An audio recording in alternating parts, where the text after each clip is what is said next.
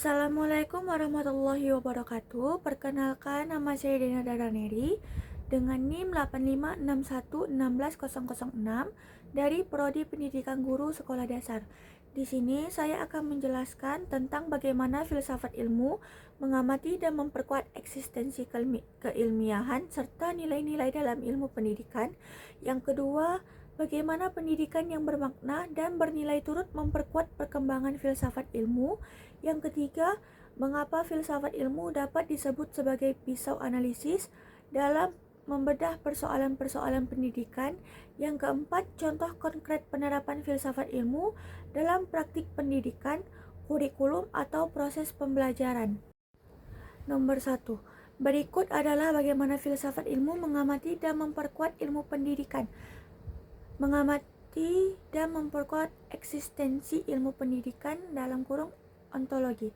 Ontologi mengkaji hakikat apa yang dikaji oleh ilmu pendidikan. Yang A. Hakikat pendidikan. Filsafat memandang pendidikan bukan sekadar proses pengajaran, melainkan upaya sadar untuk memanusiakan manusia. Yang B. Menetapkan batas dan struktur.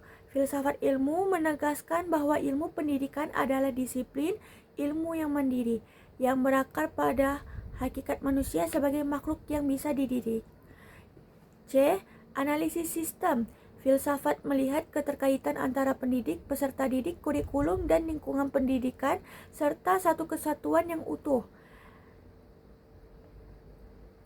Mengamati memperkuat keilmiahan ilmu pendidikan dalam kurung epistemologi. Epistemologi membahas bagaimana ilmu pendidikan dibangun, metode apa yang digunakan, dan bagaimana kebenaran diuji. Yang A. Pengujian metode ilmiah. Filsafat mengkritisi dan menguji asumsi serta metode penelitian dalam pendidikan untuk memastikan hasilnya valid, objektif, dan dapat dipertanggungjawabkan. Yang B. Pengembangan paradigma. Filsafat mendorong pergeseran paradigma dari pengajaran konvensional menuju pendekatan reflektif, di mana pendidik tidak sekadar menjalankan kurikulum, tetapi memahami makna di balik kegiatan belajar mengajar. Yang C. Pengembangan teori. Filsafat menyediakan landasan teoritis bagi pengembangan teori-teori pendidikan baru, baik melalui pendekatan kuantitatif, kualitatif, dan campuran. Selanjutnya, mengamati dan memperkuat nilai-nilai dalam ilmu pendidikan dalam kurung aksiologi. Aksiologi menelaah untuk apa ilmu pendidikan itu digunakan berkaitan dengan etika dan estetika. Yang A. Arah dan tujuan.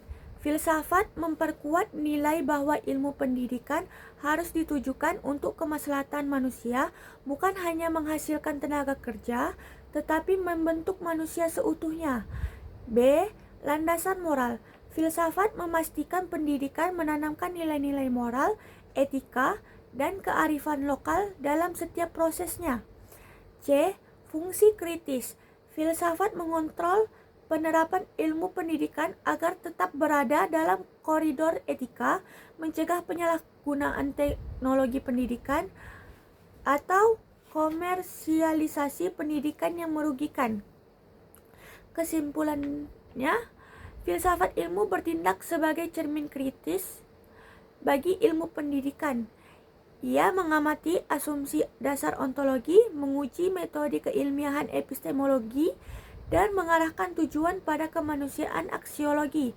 Tanpa filsafat, ilmu pendidikan beresiko menjadi mekanis dangkal dan kehilangan arah nilai. Selanjutnya nomor 2, pendidikan yang bermakna dan bernilai memperkuat perkembangan filsafat ilmu dengan menjadikan laboratorium hidup melalui pendidikan, teori-teori epistemologi, aksiologi, dan ontologi diuji dalam praktik nyata, sehingga menumbuhkan ilmuwan kritis, mendorong pembaruan metodologi, dan memastikan ilmu pengetahuan berkembang selaras dengan etika serta kebutuhan manusia. Proses penguatan ini berjalan melalui beberapa cara utama. Yang pertama ada pengujian teori secara empiris dan konstekstual. Yang kedua ada pembentukan pola pikir kritis. Yang ketiga integrasi nilai dan etika. Yang keempat pengembangan paradigma baru. Jawaban nomor 3, karena ketiga pilarnya ontologi, epistemologi, dan aksiologi menyediakan kerangka kerja kritis yang sistematis. Kerangka ini digunakan untuk membongkar, memahami, dan mengevaluasi setiap dimensi dalam pendidikan mulai dari akar keberadaan, cara belajarnya, hingga nilai manfaatnya.